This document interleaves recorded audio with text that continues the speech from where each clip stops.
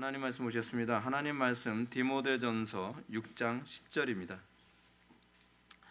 하나님 말씀은 디모데전서 6장 10절 말씀, 신약성경 342페이지입니다. 신약성경 342페이지 디모데전서 6장 10절입니다. 찾으셨으면 제가 봉독하겠습니다. 돈을 사랑함이 일만 악의 뿌리가 되나니 이것을 탐내는 자들은 미혹을 받아 믿음에서 떠나 많은 근심으로써 자기를 찔렀도다. 아멘. 이 시간은 성경과 정치 27번째 강의가 되겠습니다. 제9장 경제 두 번째 시간이 되겠습니다. 오늘 우리가 이제 화폐와 관련된 얘기를 이제 살펴보고자 합니다. 화폐. 방금 이제 우리가 읽었던 성경 말씀처럼 성경은 돈을 사랑함이 일만하게 근원이 된다, 뿌리가 된다, 뭐 이렇게 가르치고 있습니다. 근데 여러분, 돈이 악의 근원은 아닙니다. 돈이 악의 축이 아니에요, 여러분. 돈 자체는 가치 중립입니다. 그러니까 이 돈, 오늘 우리가 낮 예배 때 살펴봤던 것처럼 하나님께서 우리에게 주신 성품이나 그 속성 같은 건요 하나도 버릴 게 없습니다. 중요한 건 방향성입니다. 방향성. 사랑의 방향성이 잘못돼서 돈을 사랑하는 것이지 우리가 사랑하는 것 자체가 나쁜 것이 아닙니다.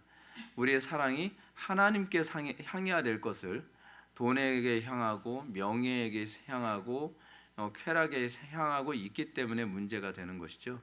그러니까 이 돈을 하나님의 뜻대로 하나님의 영광을 위해서 사용한다면 그것이 문제가 되지 않습니다. 그러니까 신앙생활에 있어서 여러분들이 항상 관찰해야 되는 것이 뭐냐면 목적의식입니다.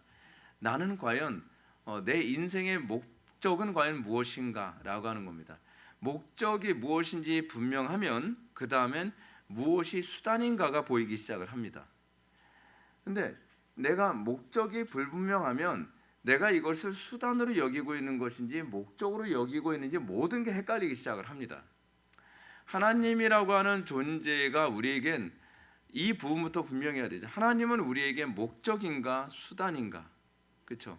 오늘 우리가 시기심에 관해서, 시기와 질투에 관해서 제가 이제 말씀을 드렸지만 시기와 질투 자체가 잘못은 아닙니다.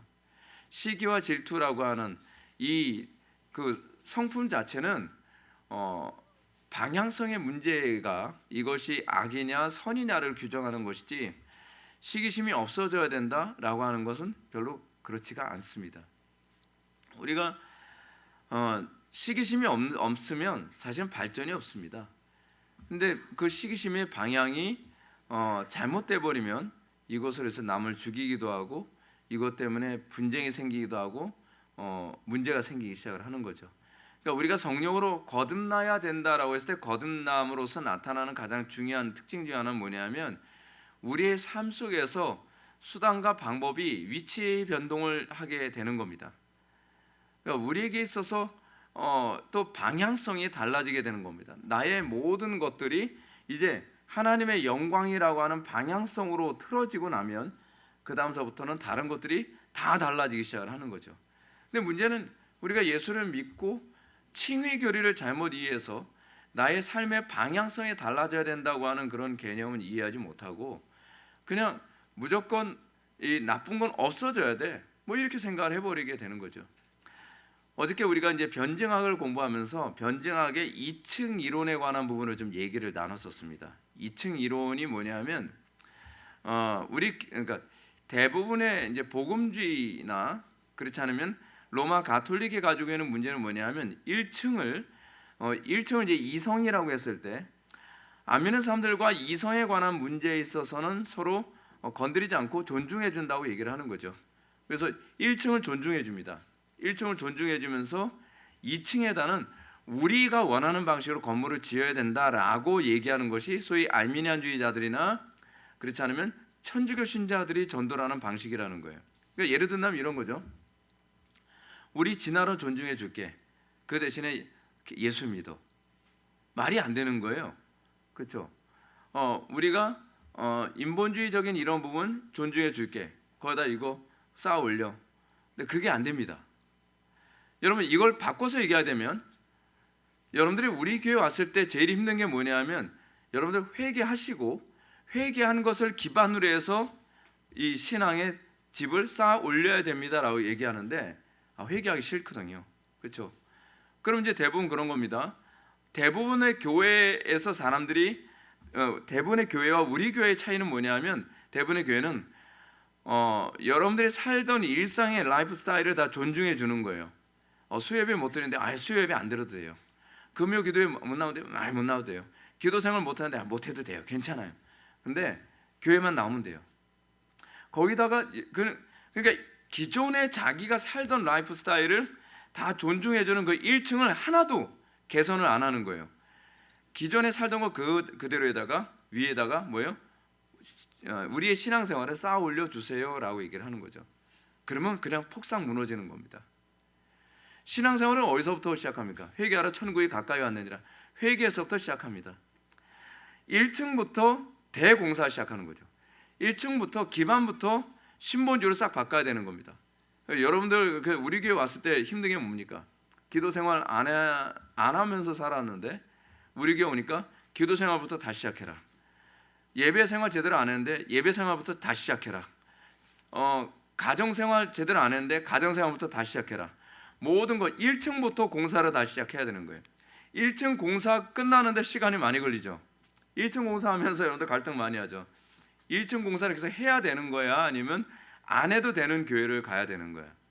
근데 문제는 다른 교회에서 우리 교회는요 박앤세일이에요. 그냥 1층 공사 안 해도 다 받아줘요. 근데 1층 공사 안 해도 다 받아주면 어떻게 되냐면요 부실 공사가 돼버리는 거예요. 여러분들 그런 거 있잖아요. 뭐 집을 잘못 졌어요. 집을 이제 기반이 잘못됐는데 아주 좀 까탈스러운 건축업자가 와가지고서 그 1층 이거 다 퍼내야 돼요. 퍼내면 비용이 많이 들잖아요. 이거 퍼내고서 새로 1층 이 부분을 다시 건축하려면 돈이 얼마나 들어요? 그래서 대략 제가 이렇게 평수 보고 하니까 한 3억은 들 것 같아요. 근데 제가 아니죠. 근데 사람들이 알아보는 거예요. 여기저기 알아보니까 5천만 원에 자 그냥 그 위에다 그냥 다 해드릴게요. 내부 인테리어까지 다 끝낼 수 있어요. 5천만 원? 그럼 굳이 저 사람 말 들으면서 1층 싹 다 깨부수고 다시 3억 들어가면서 하는 것보다 훨씬 낫지. 오케이 계약합시다. 그리고 그 사람 계약 파기. 그러면 당장은 좋을 것 같죠. 건물형은 뭔가 그럴싸해요. 그래서 건물을 딱 지어놨어요. 근데 보니까 이제 태풍이 오고 비가 오고 홍수가 나고 창수가 일 때 이제 비로소 이제 그 실체가 드러나는 거죠. 그냥 날림공사잖아요. 날림공사. 1층 건축을 대충 해버렸기 때문에 그냥 폭삭 내려앉아 버린 거예요. 거기서 인명피해까지 일어날 수도 있죠. 근데 여러분 우리가 신앙생활을 그런 식으로 하고 있습니다. 그러니까 제가 답답한 게 이런 거예요. 저 같은 건축업자가 제가 건축을 하는데 1층 싹 다 밀어버리고 1층부터 벽돌로 쌓아 올립시다. 비용 많이 그래서 비용 계산해야 되잖아요. 우리 교회 오게 되면요. 비용이 많이 들어도 어쩔 수가 없어요. 왜냐하면 잘못했으니까. 기존에 다른 교회에서 건축 잘못했잖아요. 그렇죠?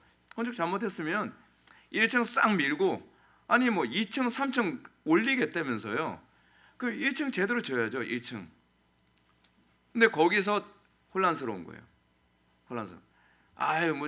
집을 지으면 그만이지 튼튼한 게 뭐가 중요하며 돼지 삼형제 같은 그런 사고를 가지고서 그러다가 정말 주님께서 우리를 심판하실 때 됐을 때 그 심판을 견디지 못하는 거예요. 그렇죠? 그러면서 폭삭 내려앉아 버리고 그리고 이제껏 내가 그래도 돈 투자했던 거 적게 투자했든 많이 투자했든 내 시간과 내 돈을 많이 투자했던 것이 한순간에 홀라당 날아가 버리고 마는 거죠. 그러니까 그런 부실 공사하는 그 사이비 건축업자한테 걸려가지고서 쫄딱 망하게 되는 그런 현상이 나타나게 되는 거죠. 그래서 반티리 얘기하는 2층 이론입니다. 그 내용이 어디 있냐고요? 제가 이렇게 표현해서 그렇지 그거 있어요. 네. 돼지 삼형제 그런 얘기는 없지만 있어요. 근데 여러분 우리가 이게 돈과 관련된 부분에 있어서 우리는 착각하는 게 돈을 버리라는 게 아닙니다. 성경은 우리들에게 돈을 쓰는 방향이 달라져야 된다. 그걸 얘기하는 거죠. 돈이라는 것 자체는 선도 악도 아닙니다. 그 자체는 가치 중립이죠. 마치 칼이 악을 규정하지 않고요.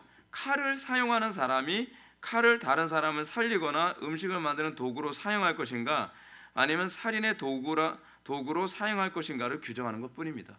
그렇잖아요. 칼을 쓰는 사람이 칼의 용도를 악한 용도로, 선한 용도로, 그 용도를 변경하는 것뿐이지 칼 자체가 선한 것도 악한 것도 그걸 규정하는 것도 아니죠. 그렇지 않습니까? 우리가 돈이라는 것을 생각할 때 그것이 사회적 약속의 결과물이라는 점을 염두에 두어야만 합니다. 이게 돈이라고 했을 때 여러분, 이 돈을 다른 말로 금이라고 얘기하지 않습니까? 그래서 여러분들 돈에 이자를 붙이면 뭐라고 얘기합니까? 금리라고 얘기하죠. 금리. 그죠? 세금자 써가지고 금자 써서 금리라고 얘기합니다. 근데 여러분 재미있는 표현 하나. 금융이라는 얘기가 무슨 말인지 아십니까? 그 한자가 뭔지 아세요? 쇠 금자에다가 녹일 융자를 사용합니다. 금을 녹이는 거예요. 그게 금융업이에요. 금을 녹여서 그걸 어떻게 해요? 금의 가치를 바꾸는 거죠. 그래서 이제 금융이라고 얘기하는 게 그래서 그런 겁니다. 금을 녹인다라고 하는 말을 사용하는 거예요. 그래서 이게 우리가 돈이라는 것을 생각할 때 원래 예전에는 금을 가지고서 가치를 정했죠. 금을 가지고 가치를 정하면서 물물 교환을 하던 것을 매번 금덩어리 들고 막 왔다 갔다 하는 게 힘드니까 나중에는 뭐 우리 그 옛날에 사회 시간에 배웠나요? 사회 시간에 배웠던 걸로 기억나는데, 이게 그 조개를 가지고 조개 껍데기 가지고서 옛날에 그 화폐로 삼았다가 이제 위조될 수 있잖아요. 아마 그래서 그런 것 같은데, 그리고 난 다음서부터 정부에서 이 화폐를 만들고 화폐에 가치를 부여하는 거죠. 그래서 화폐에 가치를 부여하고 난 다음에 금 대신에 사용하는 거죠. 그렇죠? 그래서 우리는 돈을 다른 말로 금이라고도 얘기해서 금리다, 금융이다, 뭐 금권이다, 뭐다 이런 얘기를 사용하는 이유가 이 돈의 원래 가치를, 금을 가지고서 사용했던 가치를 돈으로, 화폐로 바꿨기 때문에 그렇습니다. 이 신용을 국가가 보장하고요, 국민은 국가 보장을 믿고 돈을 사용합니다. 근데 이게 국가가 화폐에 가치를 부여하다 보니까 국가가 국민들의 돈에 대해서 사실은 이 가치를 오르락내리락 할 수 있는 권한이 생기게 되는 거예요. 그러니까 예를 들어서 내가 금을 가지고 있을 땐 별로 문제가 안 되는데 화폐를 가지고 있게 되면 어떤 문제가 생기냐면, 이 화폐, 그러니까 금의 가치를 정부가 올렸다 낮췄다 막 이거를 좌우할 수 있게 되는 권한을 누구한테 부여한 거예요? 정부에다가 부여해 버린 거죠. 그러면 이 금의 가치를 높였다가 낮췄다가 하는 그것을 합법적으로, 그리고 이 부분이 합리적으로 운영되어지지 않으면 그 피해가 누구한테 오냐면 우리한테 고스란히 다 오는 겁니다. 그래서 우리는 정부가 그거를 합리적으로 그리고 양심적으로 이것을 운영해 줄 거라고 믿고, 우리는 그 안에서 우리가 물건을 사기도 하고 또 돈을 저축하기도 하고 그렇게 하는 거죠. 그리고 국가는 이 통화 가치를 안정적으로 유지함으로 국민들이 안심하고 가치를 통용하게 됩니다. 하지만 일부 국가에서는 인플레이션이 돈의 가치를 급격히 변동시켜 국민들의 삶에 심각한 혼란을 야기시키기도 하죠. 왜 이 인플레이션 같은 이 화폐와 관련된 문제가 심각한 문제가 되냐면, 지난 시간에 우리가 살펴봤던 것처럼 돈이야말로 국민들을 통제하는 데 가장 효율적인 수단이기 때문에 그렇습니다.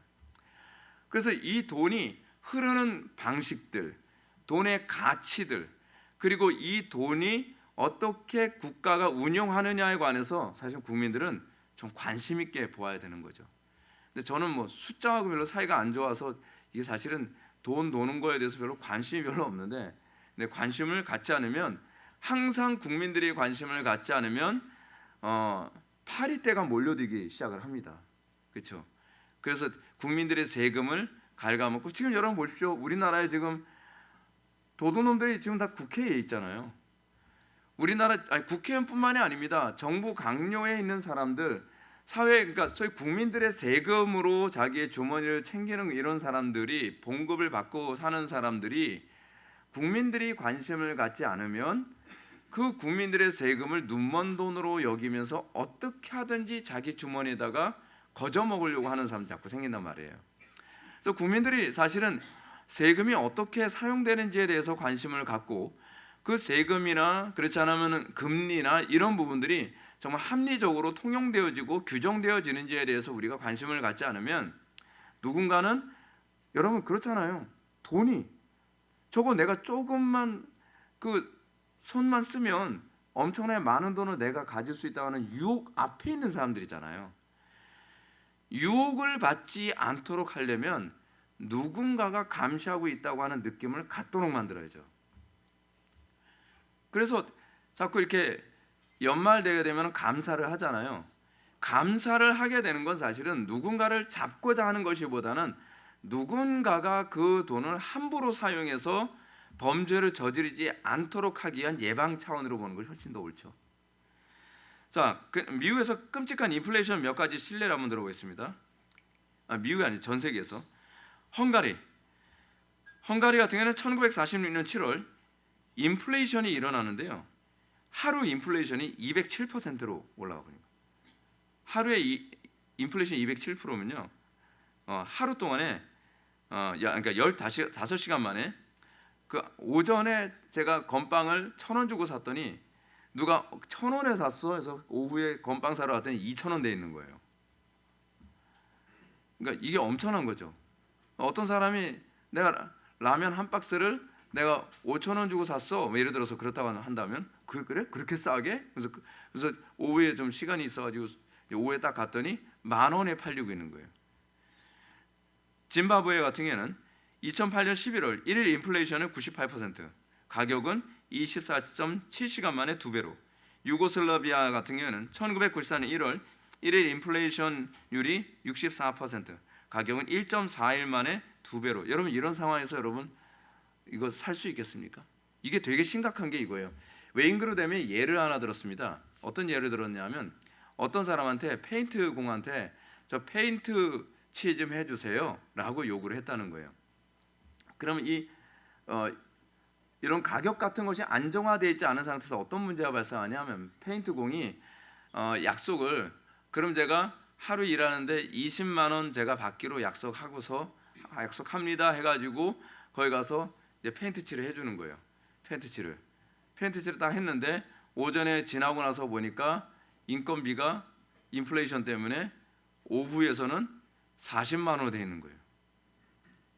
그럼 이 사람 20만 원 받기로 약속을 했으니까 얼마 손해 본 거예요? 20만 원 손해를 보게 되는 거예요. 그러면 이제 이런 문제가 발생하는 거예요. 일을 하는 데 있어서 심각한 혼란이 자꾸 야기되게 되는 거죠. 그러니까 물건을 파는 것도 사람들이 물건을 잘 안 팔려고 그래요. 왜냐하면 내가 지금 이 사람한테 팔았다가 오후에 가면 2배가 될 수 있는데 내가 물건을 이 사람한테 왜 팔겠어요? 지금 파는 게 손해인데. 그러니까 점점 상점들이 물건을 팔지 않으려고 하는 현상들, 그러니까 자꾸 사재기 하게 되는 현상이 자꾸 생기는 거죠. 그래서 물건이 오를 만큼 올랐다라고 했을 때까지 기다리는 현상들, 이런 현상들이 엄청나게 많이 일어나게 되는 거죠. 독일 같은 경우는 1923년 10월 1일 인플레이션이 20%, 가격은 3.7일 만에 2배로 뛰었다. 그리스 1944년 10월 1일 인플레이션이 17.9%, 가격은 4.3일 만에 2배로. 중국은 1949년 5월 1일 인플레이션율이 11%, 가격은 6.7일 만에 2배로 뛴다는 겁니다. 여러분 이렇게 되면 사람들 살겠습니까? 못 살죠. 그러니까 정부가 화폐의 가치를 안정적으로 유지한다고 하는 것이 이게 보통 일이 아니거든요. 인플레이션은 화폐 공급이 과도하게 증가할 때 발생합니다. 이런 원칙은 노벨상 수상 경제학자 밀턴 프리드먼의 유명한 격언을 나왔죠. 인플레이션은 언제 어디서나 화폐적 현상이다.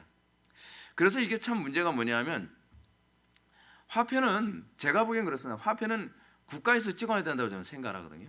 정부가 찍어야 된다고 생각합니다. 근데 미국은 미국의 연준이 연방준비은행을 줄임말이 연준 아닙니까? 연방준비은행이 사실은 개인은행이거든요. 근데 개인은행의 화폐를 자기가 마음대로 찍어내는 거예요. 그러니까 개인은행이 그렇게 하다 보니까 이런 말까지 나옵니다. 세계의 인플레이션은 사실은 연방준비은행에서 다 조작 가능하다라고까지 얘기를 하는 거예요. 자기네들 원하는 대로 달러의 가치를 높일 수도 있고 낮출 수도 있고 금리도 높였다가 낮췄다가 가능하다는 거죠. 그래서 이 연준 같은 경우에서 돈을 많이 긁어 모으는 방법 중에 하나를 뭐라고 얘기하냐면 물건을 돈을 이제 저리에 사람들한테 쫙 공급을 해요. 그러면 금리가 낮으면 사람들이 어떻게 합니까? 그 낮은 금리 가지고 땅도 사고 집도 짓고 막 그럴 게 아니에요. 은행 대출을 받아가지고 대출 받아서 딱 그러고 났는데 이제 어느 정도 시간 딱 되게 되면은 곳곳에서 사람들이 대출을 받은 사람들이 엄청 많아진단 말이에요. 그러면 이제 나중에 저 땅이나 저 건물을 내가 소유하고 싶으면 어떻게 하는 거예요? 금리 올려버리면 돼버려요. 금리 올려버리면 다 폭삭폭삭 망하는 거죠. 그럼 다 경매로 물건이 나오는 거예요. 경매로 물건이 나오면 헐값에 다 사들일 수 있는 거죠. 땅이고 건물이고 그런 식으로요. 그런 식으로 오히려 더 많은 부를 축적을 해서 전 세계의 경제를 더 많이 좌우할 수 있는 그런 권한을 갖게 된다는 거죠. 모르겠어요. 제가 알기로는 그렇게 연준에서 그렇게 하는 일이 많이 있다고 제가 들었습니다. 제가 어떤 글에서 그렇게 봤어요. 하여간 여기서 웨인 그루뎀이 말하고자 하는 것은 정부가 국민의 혈세를 가지고 빚을 늘리고 있다는 점, 맞춤법 틀렸어요. 빚인데 빚을 늘리고 있다는 점입니다. 리차드 란의 말처럼 민주당은 지붕이 없다는 듯 빚만 계속 쌓고 있고 공화당은 지금까지 부채 증가를 되돌리기보다 줄이는 방안만 내놓고 있다라고 얘기합니다. 민주당의 문제가 뭐냐면 민주당은 그냥 좀 우리나라도 좀 그렇지 않나요? 문재인 정권 당시에 빚이 막 진짜 1000조 뭐 이 얘기가 나올 정도로 빚을 엄청나게 내면서 빚을 계속 쌓아 올렸잖아요. 근데 문제가 이겁니다. 빚을 많이 쌓아 올리면 그게 정부의 권력자들에게 책임이 부여되는 것이 아니라 그게 다 우리한테 오는 거예요. 빚을 누가 갚아요? 우리가 갚는 거예요. 우리가. 근데 우리가 갚는데 우리가 어떤 식으로 갚죠? 세금으로요. 세금이 폭등을 하는 거예요. 그러니까 정부가 쓸데없이 자꾸 외부로부터 자꾸 이렇게 빚을 지게 만드는 그런 부분에 관해서 국민들은 감시해야 되고 지나치게 자꾸 빚을 지는 문제들이 반복되지 않도록 해야 되는 거거든요. 이게 점점 심각해지게 되면 나중에는 우리뿐만 아니라 우리 후손들이 다 빚더미에 앉아 있게 되는 현상이 나타나는 거죠. 근데 미국도 지금 그런 문제가 그대로 나타나고 있다는 겁니다. 핵심은 정부의 과도한 지출을 통해 인플레라는 화폐적 현상이 생기게 만든다는 것이며 정부는 다음 세대의 우리 자손들에게 빚을 떠맡긴다는 겁니다. 자, 근데 이제 문제가 뭐냐면 CBDC입니다. CBDC가 뭐냐? 중앙은행이 발행하는 디지털 화폐라고 하는 건데요. 이제까지의 화폐가 다 아날로그식의 화폐잖아요. 대부분요. 그래서 종이돈, 동전 이런 거를 이제 유통을 했었는데 이제는 사람들이 이 종이돈이나 그렇지 않으면 화폐, 동전을 가지고 다니는 게 되게 불편해지니까 이거를 뭐로 바꿨냐면 다 크레디트 카드 같은 그 신용카드로 모든 걸 다 바꿔버렸잖아요. 그래서 점점 사람들이 신용카드로 모든 걸 결제를 합니다. 일본 같은 경우에 일본 갔다 오신 분들 얘기 들어보면 일본은 아직까지도 거의 현금 아니면 뭐 굉장히 힘들다면서요. 근데 우리나라는 이 신용카드 아니면은 주차장에 돈 지불하는 것도 힘든 상황이 지금 돼버리고 있어요. 근데 편리하다고 해서 다 좋은 게 아니죠. 그러다 보니까 점점 이 크레디트 카드 사용하는 문제는 이게 굉장히 심각한 문제입니다. 크레디트 카드를 사용하게 되면 여러분들이 어디서 뭘 하고 어떻게 돌아다녔는지에 대한 동선이 그대로 다 나오게 됩니다. 저는 어떤 자매가 이 코로나 상황에서 그런 적이 한번 있었어요.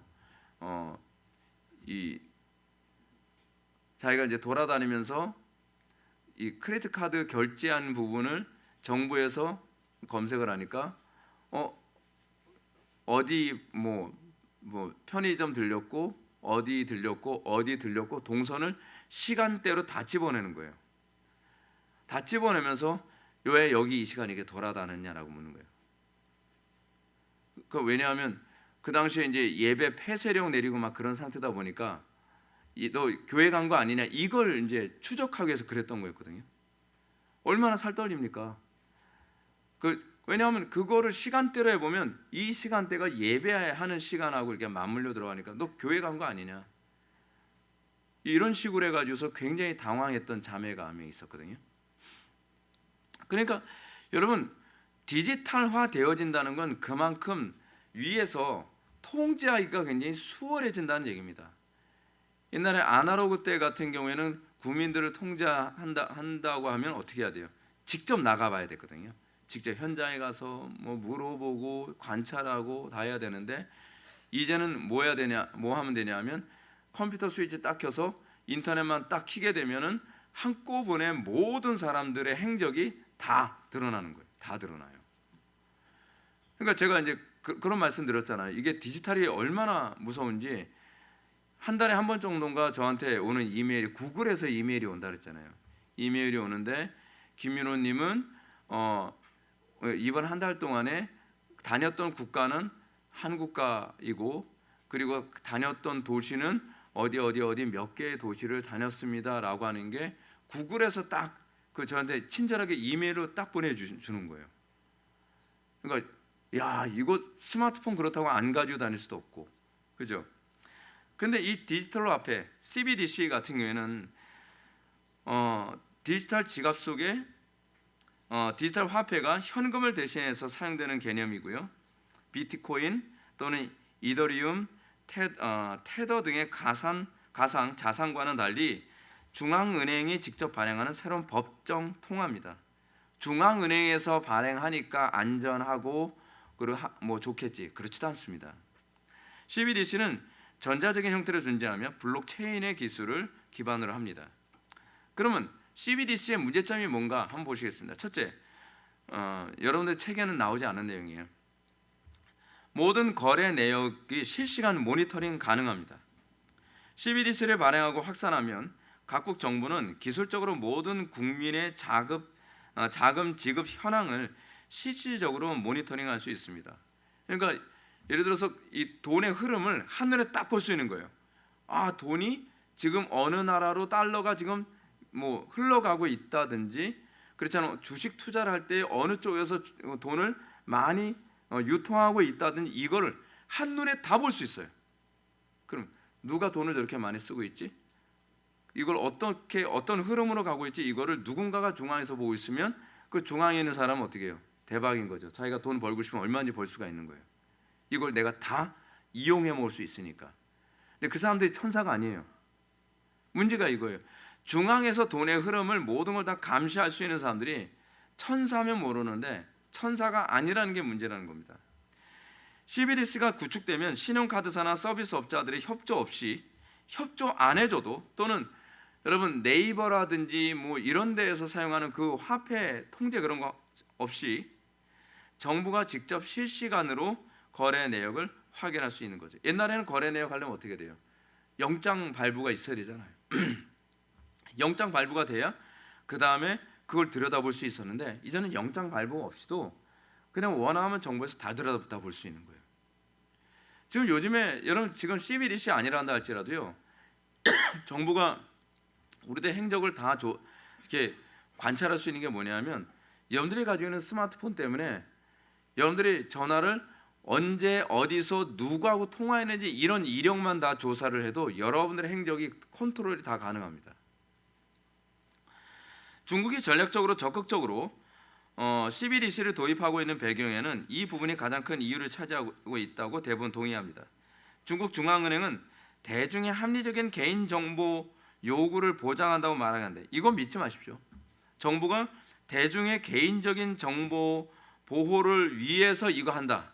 항상 정치가들은요 립서비스입니다. 말만 그럴싸하게 합니다. 근데 대부분 뭐라고 얘기하냐면 개인 정보는 보호하지 않는다는 겁니다. 그래서 얘기해요. 이렇게 말하면서 합리적이지 않은 개인 정보는 보호하지 않겠다라고 얘기하는데, 합리적인 개인 정보는 보호하지 않겠다. 그러면 합리적이지 않다는 누가 판단합니까? 그렇잖아요. 내가 원하는 사람의 개인 정보를 내가 열람을 하려고 해요. 근데 그 이유가 합리적이지 않다는 거예요. 왜 합리적이지 않다는 거죠? 우리가 봤을 때 합리적이지 않은 거야. 여기다 토를 붙이지 마. 지금 중국은 지금 그런 식이거든요. 중국은 합리적이지 않은 사람의 개인 정보는 보호하지 않습니다 하니까 자기네들이 원하는 사람들의 개인 정보는 다 열람을 해가지고 그 사람을 철저하게 감시 통제하는 거죠. 근데 지금 우리나라가 10월 달서부터 CBDC를 본격적으로 지금 추진하기 시작을 한 거예요. 이거 보통 문제 아닙니다. 대부분 CBDC에 대해서 아는 사람들은 이게 보통 문제가 아니라고 다 생각을 하는데, 지금 현 정부가 이거를 추진하고 있다는 게 문제인 거예요. 두 번째, 디지털 화폐의 거래 조건 제한 가능. CBDC를 도입하면 기술적으로 디지털 화폐의 유통 기한과 사용처를 제한할 수 있습니다. 우리 돈이거든요. 근데 우리 돈의 유통 기한을 정부가 제한할 수 있다는 거예요. 여러분, 금은요, 내가 죽더라도 그 유통 기한이 없잖아요. 그냥 금은 계속적으로 영구적으로 후손한테도 물려줄 수 있잖아요. 근데 CBDC 같은 경우에는 정부에서 유통 기한과 사용처를 제한할 수 있다는 거예요. 그러니까 예를 들어서 제가 뭐 50억이 있다고 칩시다. 근데 그 50억에 대해서 정부가 내가 이 50억을 내 마음대로 쓰고 싶은 대로 쓰는 게 아니라, 내가 집을 사려고 하는데 정부에서 이걸 통제하는 거예요. 아, 이거 집 사는 데는 이 돈 쓸 수 없어요 라고 얘기하는 거예요. 마치 이런 거죠. 홈플러스 포인트 가지고 여러분들이 롯데마트 가서 물건 사려고 하면 물건 못 사잖아요. 그 포인트는 홈플러스에서만 가능한 거죠. 포인트하고 똑같은 개념이라고 보면 됩니다. 그러니까 정부에서 내 돈을 내 마음대로 이 가치를 여기에 부여하겠다 저기에 부여하겠다 했을 때 그건 안 돼. 네가 가지고 있는 그 돈 가지고 그 가치를 저쪽에다 부여하는 건 허락할 수 없어. 그러면 돈이 아무리 많아도 이 돈을 내가 원하는 용도로 쓸 수가 없다는 얘기입니다. 말도 안 되죠. 그래서 1년 이내 생필품 구입을 특정한 매장에서 특정한 시간대에만 거래할 수 있도록 디지털 화폐를 거래 조건을 제한할 수 있습니다. 이러한 기능은 각 지자체의 지역 화폐나 복지 바우처 등에 적용할 때는 매우 효과적이죠. 하지만 중앙은행 발행에 현금을 대처하는 디지털 화폐로서 중앙정부의 너무나 강력한 화폐 통제 기능을 제공하는 것이 되는 거죠. 그러니까 여러분, 지역 화폐도요, 사실은 CBDC 체제로 가기 위해서 훈련시키는 것 같아요. 제가 봤을 때. 내가 소유한 디지털 화폐를 내 마음대로 사용할 수 없게 된다는 거죠. 게다가 일정 시간이 지나면 유통이 불가피한 화폐를 소유할 수도 있습니다. 불가능 화폐. 그러니까 이렇게 되는 거죠. 내가 돈을 좀 묵혀놨다가 이 돈을 모아두고 나중에 내가 이런 거잖아요. 우리가 돼지저금통에다가 돈 잔뜩 모아놓고 나서 이거를 뭐 몇 년 동안 묵혀놨다가 이 돈 가지고 나중에 내가 뭐 물건 사야지라고 하는 이 개념은 이제 없어지는 거예요. 절약이라는 개념도 없어요. 내가 은행에다가 돈을 모아놓고 내가 필요한데 그거를 쓰는 거, 그거 없어요. 유통기한 지나면 그냥 증발해 버리는 거예요. 그런 세상이 온다는 겁니다. 그러면 어떻게 되죠?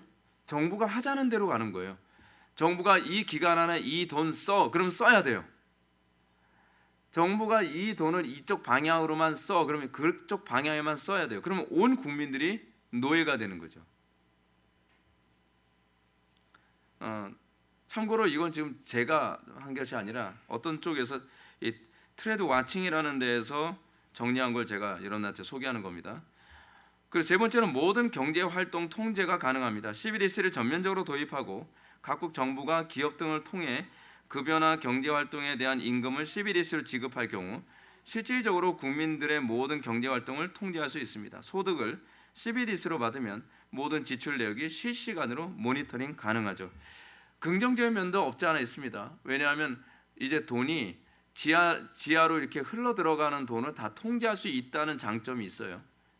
근데 문제는 지하로 흘러가는 돈만 통제라는 것이 아니라 우리가 원하는 대로, 예를 들어서 여러분들이 헌금을 하는데, 교회에 헌금을 하는데 여러분들이 CBDC의 돈을 사용했다 칩시다. 근데 정부가 교회를 박해하려고 해요.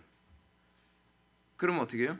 안 되도록 다 제재를 가하면 결국은 우리가 교회가 필요라는, 또는 선교적 목적으로 필요한 부분조차도 다 통제가 되어버리는 거예요. 우리는 그렇잖아요. 우리는 우리 헌금을 가지고 우리는 선교비로도 많이 사용하고, 또는 우리의 헌금을 가지고 북한 동포들 돕기 위한 방편으로 우리가 이걸 사용하고 그러잖아요. 근데 정부에서 안 돼. 그러면 북한 동포들 돕는 거라든지, 그렇지 않으면은 이 선교지에 있는 분들한테 돈을 보내는 것이 원천적으로 다 차단되어져 버리는 거예요. 그런 선교지에 있는 분들은 고립돼 버리고 마는 거죠. 그러니까 문제는 뭐냐면 앞으로 기술적으로도 불법적인 모니터링이나 해킹에 대한 대비를 철저히 해야 되는데, 그리고 이런 정부가 이렇게 국민들을 통제하는데 이 디지털 화폐를 사용하지 않도록 해야 되는데, 그게 법으로 제재가 가능하겠냐 하는 거예요. 아니죠. 왜냐하면 여러분들, 우리나라 정부의 국회의원들이 우리들이 원하는 법을 제정해 줍니까? 제정 안 해주잖아요. 오히려 우리가 원치 않은 차별금지법 같은 거를 계속 발의하는 게 지금 현 정치 권력자들의 모습이거든요. 이게 우리나라 정치가들은 특히 보면은 쓸데없는 데는 여야가 불문하고 한마음 한뜻이 참 잘 돼요. 예를 들어서 국회의원 봉급 올려주자 하는 데는 반대가 없어요. 자기네들의 이익이 되는 건 무조건 다 통과가 되는데, 자기네들한테 불리하거나 또는 관심이 없으면 국민들이 원해도 그런 부분에 있어서는 다 뭐가 돼버려요? 그냥 법을 안 만들어요. 그러니까 CBDC가 만약에 통용되어지면 우리가 정말 신경 쓸 수밖에 없는 게 뭐냐면, 정치가들이 우리가 통제받지 않는 사회가 되도록 그런 법을 발의해 줄 것이냐에 관해서부터 우리는 관심을 가져야 돼요.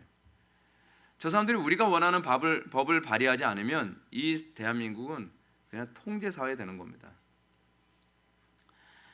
그래서 이제 나오는 것이 이겁니다. 웨인 그루뎀이 자유시장과 규제에 관한 얘기를 하는데, 자유민주주의라고 해서 그러면 우리는 자유로울 수 있는가? 우리의 자유가 보장받을 수 있는가? 이 소위 돈 문제가 제대로 해결이 안 되면 우리는 우리의 자유를 보장받을 수 없다는 얘기예요. 모든 현대 사회는 상업거래에서 사기와 불의를 방지하기 위해 어느 정도 정부 규제가 필요하다는 점에 동의합니다. 가령 정부는 화폐 가치를 통일시키는 것뿐만 아니라 계약의 의무와 상품의 보건 및 안전 기준 부과, 무기와 치수에 대한 규정을 일률화하여 국민들이 상거래하는데 혼란을 최소화시킵니다. 여러분, 정부의 역할이 굉장히 중요합니다. 여러분, 정부가 예를 들어서 우리나라는 주로 미터제 사용하잖아요. 킬로미터 이런 거 사용하잖아요. 미국 가게 되면 주로 마일로 사용하잖아요. 그렇죠? 그러니까 미국 사람들, 그러니까 영국 가면은 또 무게를 파운드로 하잖아요. 그러니까 정부가 어떤 것을 기준으로 삼느냐라고 하는 게 굉장히 중요합니다. 그러면 그 기준을 근거로 해서 모든 국민들이 그렇게 움직여 나가는 거죠. 예를 들어서 우리나라 사람이 영국 가가지고서 뭐 돼지고기 5kg 주세요. 그러면 영국 사람들은 5kg? 파운드로 얘기하세요. 우리는 파운드로 계산합니다. 그렇게 되는 거잖아요. 그러니까 기준이 다르게 되는 거예요. 근데 그걸 정부가 그 일을 해주는 거예요. 정부가. 근데 이게 얼마나 중요하냐면, 정부가 이 기준을 잡아주면 국민들은 그 기준에 의해서 서로가 안심하고 거래를 할 수 있게 되는 거죠. 그래서 뭐 이거 몇 파운드 주세요. 그러면 네, 몇 파운드 드릴게요. 그러니까 물건을 사는 사람도 파운드의 개념을 가지고 있고, 물건을 파는 사람도 파운드의 개념을 가지고 있으니까 이 부분에 대해서 혼란이 없죠. 그 혼란이 없는 건 정부가 이런 부분을 다 기준을 잡아줬기 때문에 그렇습니다. 무게, 치수, 뭐 이게 참 외국 가면 불편한 게 이거예요. 우리는 뭐 센티미터 뭐 이런 거를 뭐 기준을 잡고, 우리는 우린 그 킬로미터로도 속도도 잡고 그러는데, 뭐 외국 가게 되면 뭐 마일로 잡고 뭐 피트를 잡고 하니까 이게 도대체 감이 하나도 안 잡히잖아요. 여러분 외국에 관광 가게 되면 제일 힘든 게 뭡니까? 처음에 초기에 돈 가치가 이게 감이 안 와요. 돈 가치가. 그러니까 외국에 딱 나가는데 이거 10달러입니다. 하면 10달러? 그냥 10달러 줘요. 그 생각해 보는 거예요. 10달러가 이게 얼마지? 그럼 하나로 계산. 아이고 바가지 썼구나. 그러니까 이런 관광객들 완전 대박입니다. 관광객들 돈 가치 잘 모르거든요. 그럼 얘기하면 얘기하는 대로 그냥 돈을 줘버리면 되는 줄 아는 거예요. 근데 그걸 하나로 일일이 다 계산하고 나면 바가지 쓰는 경우가 굉장히 많거든요. 그러니까 기준을 갖고 사는 게 얼마나 중요한지 몰라요. 그걸 정부가 그걸 만들어 주죠. 그런데 그 이상의 정부 규제에 대해서는 의견 차이가 크죠. 일부 사람들은 자유시장적 접근 방식을 선호하는 반면 다른 일부 사람들은 사회주의 체제, 즉 대부분의 기업과 공장을 정부가 소유하고 통제하는 체제가 더 바람직하다고 여기고요. 또 다른 사람은 정부가 생산수단뿐만 아니라 모든 재산을 소유하고 통제하는 공산주의 체제를 선호하기도 합니다. 문제는 이 규제를 어디까지 해야 되느냐에 관한 문제인데 국가 안에서 규제를 어디까지 하는 게 좋다라고 하는 의견이 분분하죠. 그렇죠? 우리나라 안에서도 여러분 소위 보수적인 사람들은 자유민주주의 체제가 좋다라고 얘기를 하는데 요즘 사람들이 점점 의식이 어느 쪽으로 가냐면 사회주의로 가자. 세금 많이 내고 정부가 우리의 삶을 다 관리해주면 얼마나 좋으냐. 그러니까 여러분들 미국 같은 데 가야 되면 미국은 그러니까 이래도 영국 같은 경우는 영국의 복지가 굉장히 잘 돼 있잖아요. 복지가 잘 된 대신 뭐가 세요? 세금이 무지 세요. 세금이. 그러니까 세금이 세더라도 국민들이 복지를 살 것인가. 그래서 영국 사람들의 특징이 뭐냐면 국가는 부자인데 개인은 가난해요. 그러니까 우리는 이런 거죠. 개인이 부자이면서 정부가 최소한의 복지만 해주는 것을 우리가 원할 것이냐.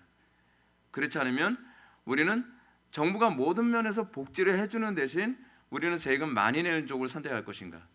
근데 단순히 세금 문제가 아니니까 돈 문제는 자유의 문제와 연결되어 있다니까요. 그래서 정부가 우리에게 예를 들어서 정부가 우리 애들의 도시락을 싸줘요. 얼마나 좋습니까? 옛날에 우리는 도시락의 추억이 있잖아요. 양은 도시락. 이제 겨울 되면 이제 난로 피죠. 이제 난로 피면은 이제 연탄 난로, 그렇지 않으면은 막 나무 난로 우리 막 그렇게 피우고 그랬거든요. 그러면 이제 주부는 맨날 나무 이렇게 가져다가 이제 난로 주변에 쌓아놓고 그러면 그거 맨날 난로 피고 그런단 말이에요. 점심 때 가까이 되게 되면 애들 다 가방에서 못 꺼내요. 도시락 다 꺼내죠. 양은 도시락 다 꺼내요. 그래서 주번이 주로 하는 일이 뭐냐면 도시락의 위치를 정리해 주는 일을 주로 하죠. 왜냐면 양은 도시락 맨 밑바닥에 놓은 애들은 이제 막 그 밥이 타는 냄새가 나기 시작하거든요. 그래서 막 눈치를 주는 거예요. 야, 내 밥 타. 그럼 오케이. 그럼 얘가 딱 뽑아서 그걸 맨 위로 올려놔요. 그리고 또 이제 그 밑에 있는 게 밑으로 내려오고 막 그래서 계속 질서를 잡아줘요. 그러면서 막 어떤 애는 이거를 원해서 이거를 염두에 두고 일부러 김치를 집어넣고 밥에다가 막 흔들죠. 일단 섞어요. 섞고 난 다음에 집어넣어요. 그러면 수업 시간에 무슨 김치찌개 냄새가 나요. 너무 추억이 많죠. 근데 그때는 정부가 우리에게 도시락을 관리해주지 않았기 때문이에요. 정부가 우리의 도시락을, 우리의 점심 식사를 관리해주지 않으니까 부모가 맨날 계란 후라이에서 부치고 그렇지 않으면 이게 모든 게 다 완전히 자유민주주의화 돼버렸기 때문에 도시락에 뚜껑을 열면 다 달라요. 다 달라. 그래서 부르주아 친구가 뚜껑을 열 때까지 모든 친구들은 다 포크를 들고 기다리고 있죠. 왜요? 그 친구는 우리가 평소에 못 먹던 반찬을 싸가지고 오거든요. 그러면 거기에 막 햄이 들어있고 막 진짜 우리 때는 이제 햄 소세지 들어가면 걔는 진짜 잘 사는 집이거든요. 그럼 아이들이 다 포크를 삼지창을 다 들고서 기다리고 있어요. 그러면 걔가 그런 거예요. 뚜껑 열기 전에 잠깐 있어봐. 내 거 먼저 덜고 딱 덜고 나면 아이들이 다 포크로 찍고 막 젓가락으로 찍고 숟가락으로 덜려고 하는 거기 누가 찍어서 가져가고 그래서 다음부터는 포크를 가져와야 되겠다 막 난리도 아니고 그래요. 근데 그 현상이 나타나는 이유는 뭐냐면 그건 자유시장 경제이기 때문에 그래요. 그 안에서는 자유시장 경제예요. 절대로 여기에 평등이란 존재하지 않아요. 근데 어느 날 학교에서 모든 것이 이제 사회 복지가 잘 되기 시작하니까 사회주의로 점점 바뀌기 시작을 하는 거죠. 딱 들어갔더니 모두들 식사 시간에 도시락에 대한 기대감이 없어요. 왜냐하면 다 민주화됐기 때문에 다 똑같아요. 다 뚜껑 딱 열면 똑같은 반찬에 똑같은 모든 사람들이 다 평등해요. 평등해. 근데 문제가 뭐냐면 평등하다해서 좋으냐? 정부가 퀄리티를 결정을 하잖아요. 정부가 반찬의 질을 결정하잖아요. 옛날에는 반찬의 질을 누가 결정했어요? 엄마가. 근데 이제는 반찬과 쌀의 질을 정부가 결정을 해요. 그러면 사람들이 다 그것에 노예가 되고 다 통제가 되는 거죠. 통제가 되는 거예요. 물론 사회주의 시대 같은 경우는 어떻습니까? 항의를 하죠. 왜 우리가 세금을 그렇게 많이 내는데 애들의 반찬이 이 모양이냐? 왜 반찬에 왜 누군가의 머리카락이 들어가게 놔두느냐? 막 항의를 하죠. 그러면 사회주의 정도 때까지만 하더라도 다 참고해서 반찬의 퀄리티를 높여드리겠습니다라고 하지만 조금만 있다가 이게 공산화되고 나면 어떤 현상이 나타나요? 머리카락 얘기한 놈 누구야? 우리 모든 인민들이 저 여자를 자아 비판하게 시킵시다. 그런 시대가 돼버리는 거예요. 제가 뭣도 모르고 머리카락 먹어도 되는 걸 괜히 얘기해서 죄송합니다. 이런 사회가 돼가는 거예요. 점점요. 스텝 바이 스텝으로 그렇게 돼가는 겁니다. 이게 무서운 겁니다, 여러분. 평등 그런 건 존재하지 않습니다. 세상에 평등이 어디 있어요? 한 배에서 태어난 자녀들도 평등하게 태어나지 않습니다. 생김새와 지능과 건강 상태 다 다르게 태어나잖아요. 하나님께서는요 평등하게 우리를 창조하지 않으셨습니다. 왜요? 서로 섬기며 살도록 하기 위해서. 평등하지 않기 때문에 우리는 섬겨야 되는 것에 대한 필요성을 느끼는 거 아니에요. 평등하니까 어떻게 해요? 우리는 주변 사람들 들여다보지 않아요. 우리는 남의 도시락 안 봐요. 어차피 얘 도시락이나 내 도시락이나 평등한데요. 그렇지 않아요? 내가 얘 도시락에 있는 반찬을 먹어도 어차피 내 도시락에 있는 반찬은 똑같거든요. 그러니까 우리는 평등한 대신 서로에 대해서 관심이 없어요. 그러니까 우리는 더 큰 걸 놓치고 있다는 걸, 자유를 놓치고 있고 서로에 대한 관심과 사랑을 놓치고 있다는 걸 생각을 안 하는 거죠. 도시락 얘기하면 참 마음에 와닿죠. 자, 경제 체제에 대한 웨인 그루뎀의 의견은 다음과 같이 요약됩니다. 첫째, 정부의 역할에 관한 성경의 가르침은 사회주의나 공산주의가 아니라 자유시장 경쟁을 지지한다. 그 이유는 정부 역할에 관한 경제의 성경의 가르침 중 그 어디에도 정부가 당시 고대의 농장이나 상인 및 소규모 상점 등 사적 상업의 소유권이나 통제권을 가져갈 권한을 부여하지 않았기 때문이다.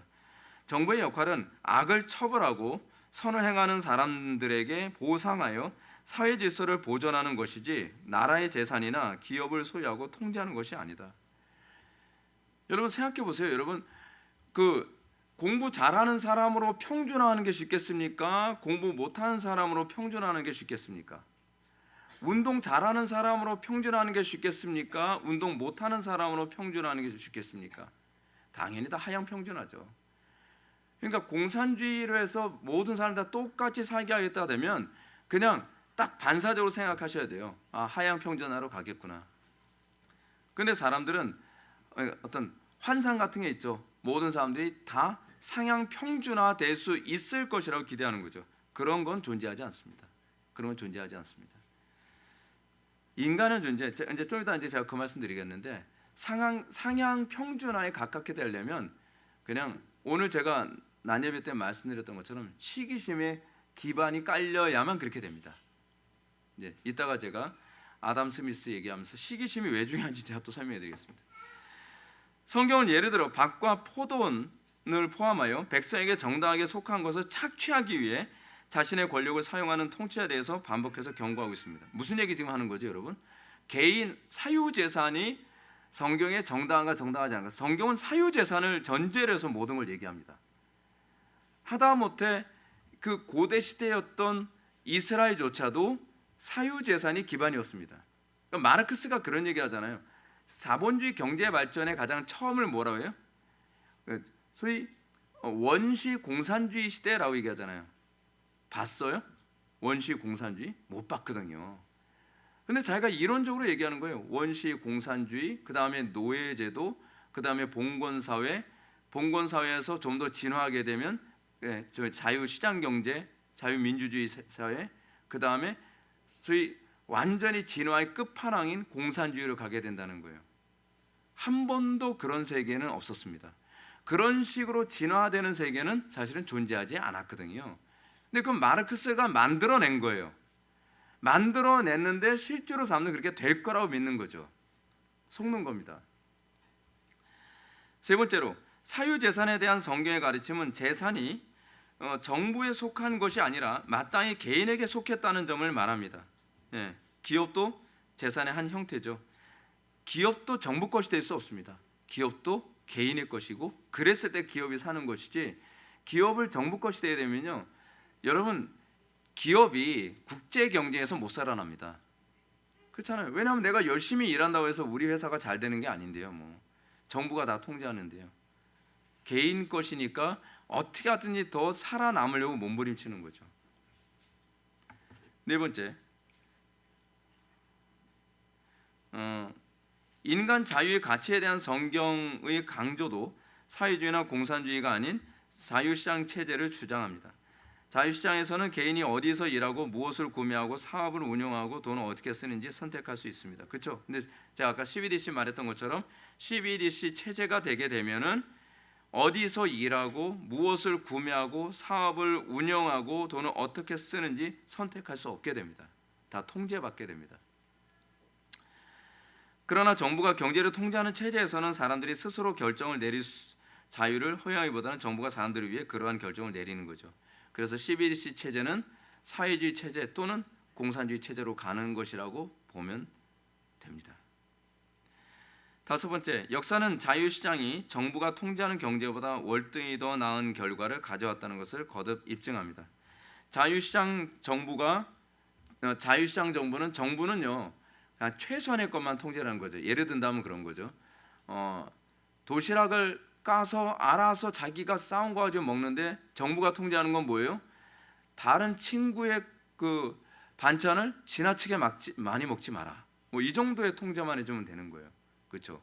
그리고 포크 이외에 지나친 과도한 도구를 사용하지 마라. 법칙을 이 정도. 이게 이제 정부가 해주는 거죠. 그래서 그 안에서 자유롭게 어떻게 반찬을 물물 교환해가면서 서로가 그 안에서 자유롭게 발전시켜 나가는 거죠. 아니면 그냥 예를 든다면 그렇다는 얘기입니다. 그런 적은 없어요. 자, 자유시장이 더 나은 결과는 여러 가지 방식으로 나타납니다. A. 자유시장은 상품 생산과 서비스 제공에 있어서 정부 통제보다 낫다. 그렇죠? 자유시장은요, 정부가 통제하는 것보다 훨씬 정확하게 통제합니다. 왜요? 내 돈줄이 걸려 있거든요. 내 밥줄이. 그러다 보니까 서로를 얼마나 통제를 잘하는지 모릅니다. 자유시장이 생산하는 경제적 상품은 더 나은 가격에 더 나은 품질을 가지며 정부의 어떤 기관이 우리가 원해야 한다고 말하는 상품이 아니라 실제로 우리가 원하는 상품을 제공하죠. 정부는요, 마치 북한이나 중국에서 하는 것처럼 국민들이 뭘 원한다 그러면, 자, 예를 들어서 실내화가 필요하대. 그럼 실내화 대량 생산하게 되면 실내화가 쭉 나오는데 국민들이 원하는 실내화가 또 따로 있잖아요. 근데 정부에서 원하는 실내화는 그냥 일률적으로 흰색 그냥 실내화예요. 고무신 같이. 그럼 국민들이 그런 거죠. 여러분, 자유시장 경제는 어때요? 아주 디테일한 니즈까지도 신경을 써서 그걸 다 자기가 돈을 버는 쪽으로 연결을 시키잖아요. 그래서 일단은 실내화는 미끄럽지 않아야 된다 부터 시작해서 다 고려하는 거죠. 왜냐하면 미끄럽지 않게 만든 실내화가 더 잘 팔리니까. 근데 공산주의 사회에서 만들면 미끄럽든 어떻든 관계없이 일단 신어. 너희들 필요를 제공했으면 됐잖아. 근데 거기 좀 미끄럽지 않아야 되는데 거기 여름에는 좀 그 통풍이 좀 잘 돼야 돼. 그냥 신어. 거기에 맞춰. 실내화에 맞춰. 그렇게 돼버리는 거거든요. 근데 자유민주주의 사회는 어떻게 해요? 이 자유시장 경제 같은 경우에는 이게 다 니즈를 채워주면 채워줄수록 이게 다 돈이 되고 이익이 되니까 국민들이 원하는 그 니즈를 점점 채워가면서, 야, 그 기가 막히지 않습니까? 요즘 나오는 거 보면요, 한 번도 생각하지 못했던 희한한 물건들 많아요. 그 저는 어쩔 때 가까우다 이런 걸 좀 보게 돼요. 이 어쩌다 진짜 알리를 보거든요. 알리를 딱 보면 이런 생각이 들어요. 아, 내가 이게 불편했어 라는 생각이 들면서 물건이 제가 뭘 불편한지 깨닫게 해줘요. 제가 불편해서 물건을 찾는 것이 아니라 물건이 저로 하여금 뭘 불편한지 깨달아 알게 해줘요. 그래서 아, 난 이거에 불편한 사람이었구나. 그래서 물건을 사게 만들어요. 근데 그게 누군가는 불편해서 이렇게 나온 거거든요. 그러면서 자유시장 경제 안에서는 그러면서 어떻게 해요? 우리는 그러면서도 굉장히 편리한데, 근데 이 편리한 것 중에서도 좀 가격이 좀 더 좀 싼 데가 없나? 그렇게 되면 비슷한 어떤 용도의 디자인만 달라지면서 어떻게 해요? 원가를 최소화시킨 물건이 또 나와요. 그러면서 우리는 그거를 최종적으로 클릭하게 되죠. 그럼 그것 때문에 또다시 사람들은 어떻게 하면 원가를 절감하면서 더 고퀄리티의 더 좋은 편리를 제공할 수 있을까라고 하는 걸 고민하면서 어떻게 해요? 그러면서 상향 평준화가 되는 거거든요. 상향 평준화가. 하여간 자유시장은 사람들이 정부에 의해 직업을 배정받는 대신 자신이 선택한 직업에서 일할 수 있고 사람들이 원하는 직업을 위해서 더 나은 훈련을 받을 수 있는 등 각자가 자신의 미래에 더 많은 성과를 낼 수 있도록 독려한다. 더 나은 상품과 서비스에 대한 그만한 보상이 약속되기 때문이다. 자유시장 경제 시대와 공산주의 시대의 차이는 뭐냐면, 공산주의, 특히 북한 같은 경우는 어떻습니까? 애가 태어나면 무조건 너는 뭐 어디에서 일을 해야 돼. 얘 재능을 전혀 고려하지 않고 얘가 원하는 것이 뭔지를 전혀 고려하지 않고 정부가 원하는 대로 사람을 분배하죠. 그렇죠? 그런데 얘는 총도 잘 쏘지만 그림도 잘 그리거든요. 나는 그림 그리는 쪽으로는 그냥 총 쏜 데 가라. 너는 그쪽에 연사했으면 그쪽으로 가라. 막 이런 식으로 모든 걸, 그러면서 자기가 원치 않은 훈련을 해야 되는 거죠. 여러분, 우리가 자유민주주의 체제에서 태어났다는 것이 보통 복이 아닙니다, 여러분. 그런데 이 자유민주주의 시장경제 체제가 유지되려면 그건 국민들이 이 가치를 알고 이걸 지켜내는 일을 해야 돼요. 국가의 지도자들이 해주길 바라면 안 됩니다. 누군가 해주길 바라는 거야말로 전형적인 노예 근성입니다. 자유인은 스스로 자기가 필요한 것을 그것을 찾아내죠. 근데 노예들은 누군가가 나에게 자유를 선사해 주길 바라고 누군가가 나에게 풍요를 제공해 주면 그거를 누리길 바라는 거예요. 없으면 어쩔 수 없이 거기에 적응하면서 그냥 살아가는 거예요. 노예들은 그렇지 않습니까? 그런데 제가 아까 공산주의 체제에 대해서 말씀드렸던 것처럼 공산주의 체제 안에서는 창의성이 존중되지 않죠. 그러니까 정부에서 예를 들어서 야, 이런 식으로 그냥 이 실내화 이거로 신어 이거로 딱 그러니까 통일시켜 버리면 노예들은 어떻습니까? 노예 사고 방식 있는 사람은 거기에 적응해서 사는 거예요. 거기에 적응하면서. 근데 자유인들은 어떻게 해요? 그거를 개발하면서 사는 거죠. 여러분 어떻습니까? 여러분들 교회 생활도 다르지 않습니다. 교회 생활이 어떻게 가든 이쪽으로 흘러가든 저쪽으로 흘러가든 그냥 불편하지 않으면 그냥 웬만하면 적응하면서 가는 거. 이게 전형적인 노예적 사고방식의 특징이거든요. 근데 자유인의 사고방식은 뭐냐면 어떻게 하면 더 성경적으로 갈까? 어떻게 하면 더 하나님의 영광을 나타낼 수 있을까? 어떻게 하면 더 거룩할 수 있을까를 생각하면서 좀 더 발전적으로 사고하는 거죠. 이런 차원에서 자유시장 경제 체제의 이 사고 방식이 성경이 가르치는 성도들의 사고 방식과 굉장히 흡사합니다. 무슨 말인지 아시죠? 오해 없이 좀 들으셨으면 좋겠습니다.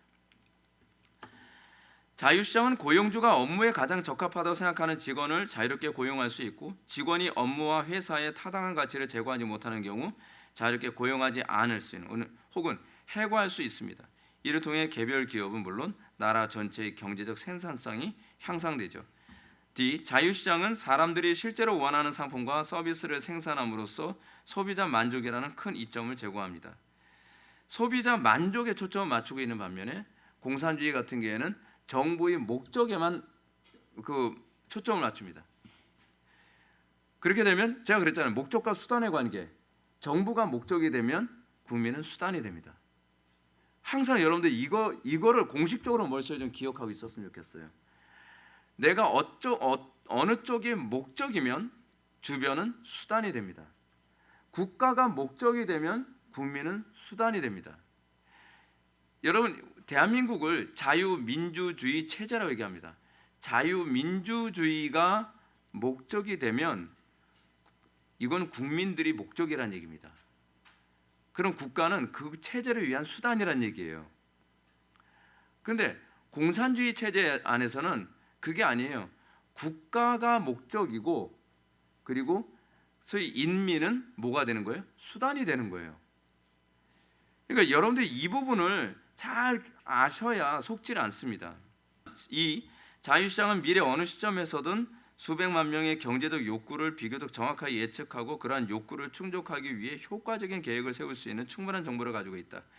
이것은 아무리 큰 규모의 정부기관이라도 할 수 없다. 자유시장은 아무도 감독하지 않아도 스스로 일을 수행한다. 왜요? 이게 밥벌이니까. 간단해요. 자본주의에 대한 오해. 상당수 사람들이 혐오하는 자본주의는 주로 전통적 자본주의와 소위 천민자본주의. 계속 사람들이 그러잖아요. 자본주의 타도 어쩌고저쩌고 막 그러잖아요. 자본주의야말로 민중을 착취한다 뭐 이런 식으로 선동하는 사람들이 있습니다. 노동력을 착취하고 부익부 빈익빈을 가정화시키는 그 자본주의를 우리는 소위 천민자본주의라고 얘기합니다. 옛날 자본주의가 그래요. 근데 이걸 전통적 자본주의라고 얘기하거든요. 근데 종교개혁 이후에 자본주의의 시스템의 방식에 바뀌어서 이걸 근대 자본주의라고 얘기하는데, 먼저 전통적 자본주의는 종교개혁 이전의 봉건 시대는 주로 영주와 농노라고 하는 두 계급으로 전제하죠. 영주는 땅을 소유하여 억압과 착취를 일삼았습니다. 이런 태도가 산업혁명에서도 그대로 나타나는데 이로 인해 자본가와 노동자 계급으로 나눠지게 되죠. 근데 근대 자본주의는 이 부분에 대한 이 자본가와 또 노동자에 대한 이 갈등을 최소화시켰습니다. 이게 공산주의자들이 이렇게 생각한 거예요. 제가 시간이 없어서 모든 걸 다 얘기할 수 없는데, 여러분 이 소련의 공산주의는 사실 영국에서 원래 마르크스가 영국에서 공산주의 혁명을 일으키려고 했는데 그게 안 됐거든요.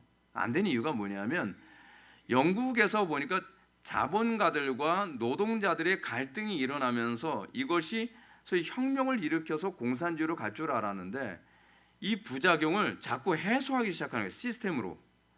그래서 이 부작용과 이 문제 오류를 점점 해결하다 보니까 오히려 자본주의가 오히려 노동자들의 어떤 이 인권을 더 배려해주는 쪽으로 가게 돼버린 거예요. 그러다 보니까 이 소련에서 공산주의는 혁명이 소위 산업혁명을 기반으로 해서 그러니까 부르조아와 이 프롤레타리아가 나눠져 있어야 되는데, 원래 그 마르크스가 공산혁명의 전제는 뭐냐면요, 자본주의가 극도로 발달된 걸 기반으로 해서 뒤에 엎어가지고 자본주의가 가지고 있는 그 부를 기반으로 해가지고서 똑같이 잘 살자는 운동이거든요. 그런 자본주의자들이 가지고 있는 돈을 다 흡수를 해서 재분배하는 게 돼야 되잖아요. 근데 그렇게 안 돌아가더라는 거예요. 그래서 소련에서는 어느 쪽을 선택했냐면, 소련에서는 농민들 중심으로 해서 혁명이 일어났어요. 공산혁명이.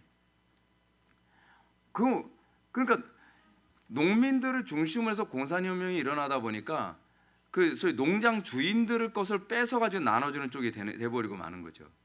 그러면 자본주의의 진화에 의해서 공산주의가 나온다는 말이 안 맞는 게 돼버린 거예요. 자본주의는 공산주의를 안 간다는 얘기입니다. 그러니까 말도 안 되게 오히려 기존의 그 소위 영주, 그러니까 뭐죠? 그러니까 이 땅 주인과 노동자들의 관계를 이간질시켜서 이걸 공산혁명으로 가지고 만든 게 바로 소련이거든요. 그러다 보니까 어떤 자본가들의 돈이 많이 모인 걸 기반으로 해서 이 부의 재분배가 일어난 게 아니다 보니까 혁명을 했는데 다 가난해져 버린 거예요. 나눌 돈이 없는 거예요. 나눌 돈이. 땅밖에 나눌 게 없는 겁니다. 근데 이 근대 자본주의가 잘 보여주는 게 뭐냐면, 영국에서 보여주는 것처럼 이 프로테스탄트 윤리가 들어가면서 소위 부르조아와 소위 그 사람들이 얘기하는 부르조아 가난한 자들 프롤레타리아의 관계 안에서 서로가 부족한 부분을 메꿔가면서 이 부분을 극복하는 이론들이 나오기 시작을 했어요.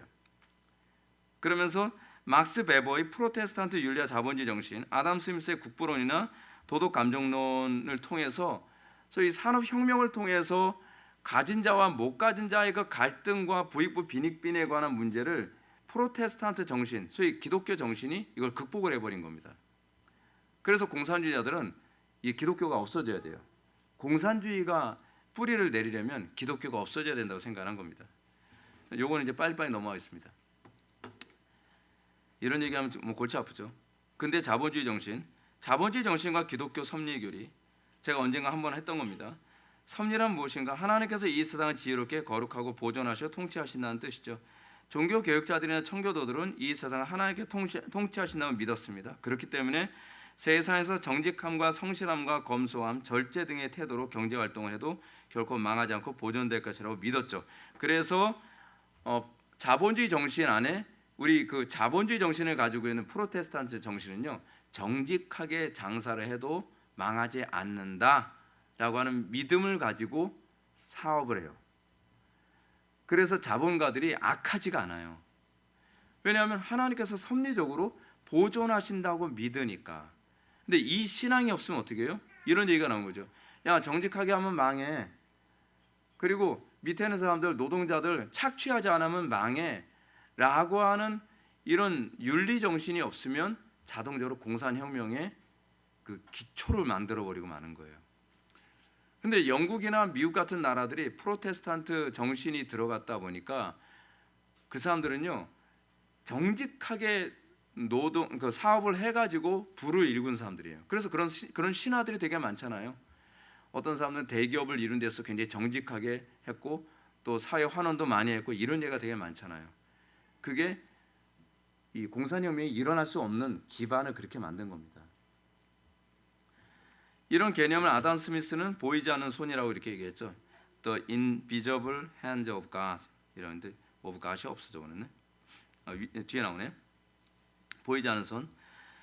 아담 스미스의 이 표현은 사실 하나님의 섭리를 표현하는 거죠. 그러므로 구글에서 The invisible hand of God 이거 검색을 하면 하나님이 보이지 않는 손으로 검색이 되죠. 막스 베버는 이런 섭리 관점에서 신자가 성실하게 하나님과 이웃 사람을 위해 성실히 노동을 함으로써 늘어난 재산은 하나님께서 주신 복이라고 생각을 했습니다. 이게 유럽이나 미국인들이 가지고 있는 이 부와 복에 관한 상관관계죠. 내가 하나님의 말씀대로 정확하게 성실하게 일하고 정직하게 일해서 부가 많이 축적되어진 뭐예요? 이건 하나님께서 주신 복이라고 생각하는 겁니다.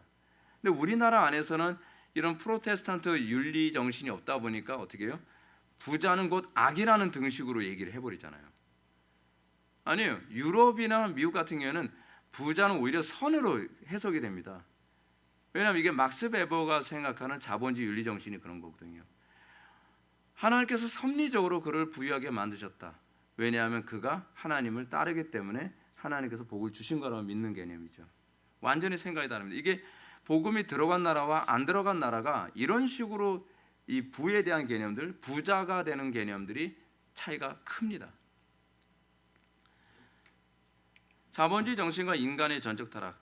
우리가 국가나 경제를 추구한다고 할 때 그것을 결정하는 근본은 인간을 어떻게 이해하느냐에 달려 있죠. 인간이 타락한 존재라고 생각한다 하면 자본주의를 지향하게 되고, 인간이 선하게 태어난다고 보는 입장에서는 자동적으로 사회주의 혹은 공산주의 경제 체제를 지향하게 됩니다. 그러니까 여러분, 개혁파 추구한다고 얘기하면서 사회주의 지지하는 분들 완전 이해가 안 됩니다. 왜냐하면 인간론이 성경적 인간론의 차원에서 동의가 안 돼요. 성경의 인간론은 인간의 전적 타락을 얘기하거든요. 인간의 전적 타락을 얘기한다면 자본주의가 맞다고 얘기할 수밖에 없습니다.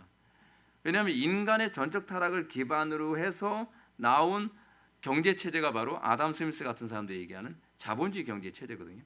근데 사회주의나 공산주의 체제는 인간이 선하다라고 하는 전제를 가지고 나온 이 경제 체제거든요. 그러니까 정상적으로 개혁파 신학을 공부하고 정상적인 신앙을 가지고 있다고 한다면 사회주의나 공산주의에 손을 들어주는 건 있을 수가 없습니다. 말이 안 돼요. 그래서 사회주의나 공산주의는 계획경제를 추구하죠. 왜냐하면 인간은 완벽해질 수 있고 사회는 무한히 발전할 수 있다고 생각하기 때문에. 인간이 완벽하기 때문에 인간은 전혀 타락하지 않고 인간은 선하고 인간은 완벽하기 때문에 어떻게 해요? 인간이 계획을 세우면 고도로 부자의 세상, 유토피아 세상이 만들어질 수 있을 거라고 생각하는 것이 바로 사회주의와 공산주의입니다. 사회주의와 공산주의의 경제체제 우리는 학교에서 배웠잖아요. 계획경제라고요. 계획을 통해서 얼마든지 부유하게 살 수 있다고 생각하는 거. 근데 우리는 계획경제를 하지 않죠. 우리는 뭐라 그래요? 자유시장 경제. 그럼 어떻게 보면 말도 안 되죠. 시장에 맡기면 알아서 잘 살게 되어 있다는 겁니다. 뭐 되게 막연한 것 같죠. 근데 그게 하나님의 섭리를 믿기 때문에 그런 거거든요. 그러면 어떻게 자유시장 경제로 잘 살아가느냐?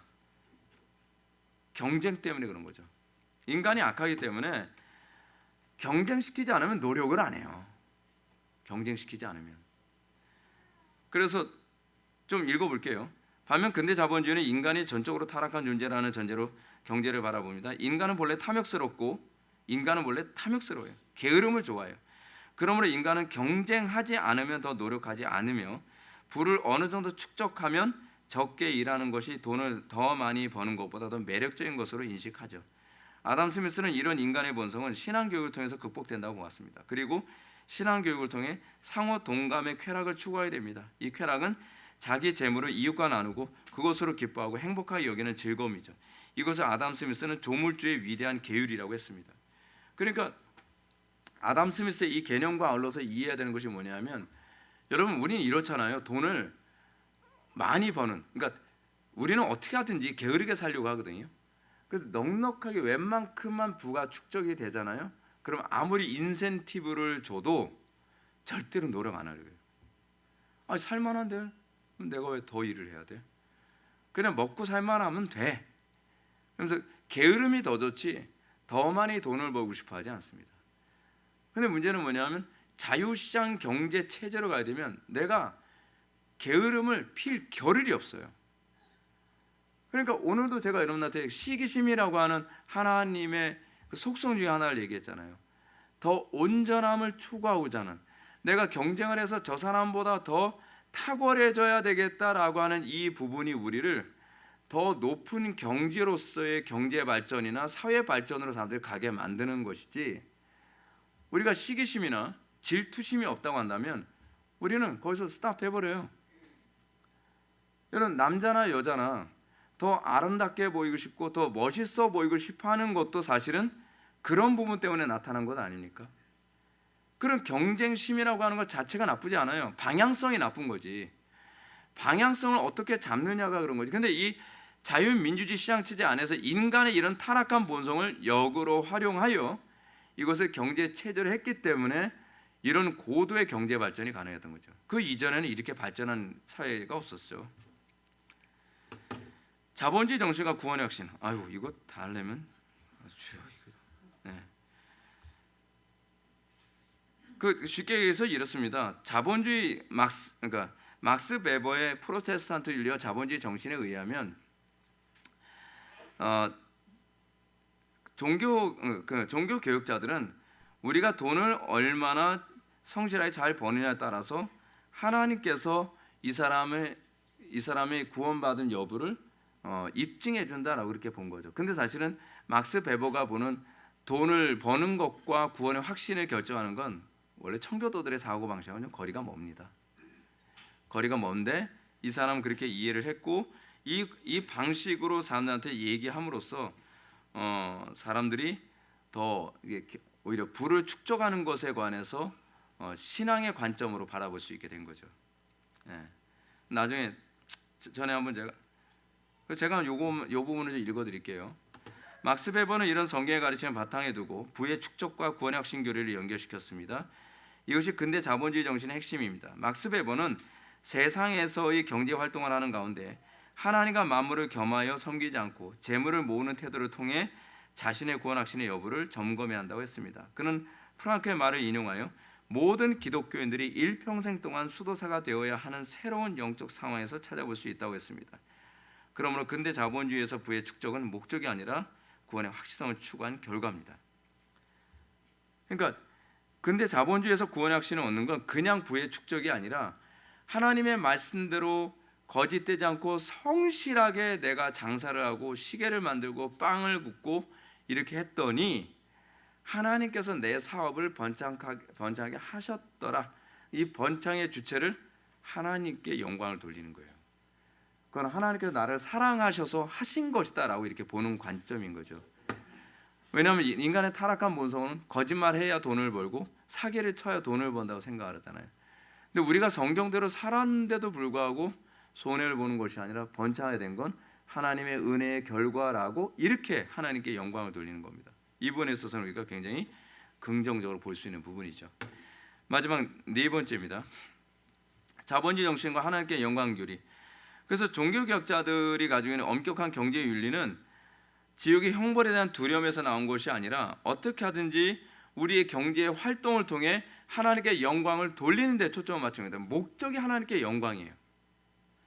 그러니까 저는 이 부분이 오늘날 교회에도요, 자유시장, 그러니까 어떤 시장 경제 같은 그런 모습으로 돌아가고 있는 부분이 어떤 면에서 있거든요. 자본주의적인, 나쁜 의미에서 자본주의입니다. 그러니까 뭐냐면 많이 모이면 그것이 무조건 복이라고 생각을 하는 거예요. 그렇지 않아요. 하나님의 영광이 초점이고요. 그 다음에 사람들이 모이는 겁니다. 우리가 이 소위 자본주의에 대해서 굉장히 비난하는 영역들이 굉장히 많은데 그 이유 중에 하나는 뭐냐면 자본주의를 잘못 이해한 사람들은 소위 돈을 많이 벌면 그게 무조건 선이라고 생각하는, 마치 교회 교인들이 많이 모이면 그 무조건 하나님께서 복을 부어주신 결과라고 생각하는. 근데 그렇지 않죠. 우리는 교회가 어떻게 돼야 된다고 생각합니까? 하나님의 영광이 나타난다면 우리는 손해도 감수할 수 있다로 가야 되는 것이죠. 그것이 우리가 이 땅을 살아가는 방식입니다. 그래서 이 부분 읽어보세요. 칼빈은 이렇게 얘기합니다. 오직 신앙의 아주 분명한 열매들만이 자신이 구원받은 자에 속해 있다는 신자들의 생각을 증명해주는 확실하고도 절대적으로 믿을 만한 표지를 제공해 준다. 신앙의 아주 분명한 열매. 내가 하나님의 자녀입니까? 아닙니까?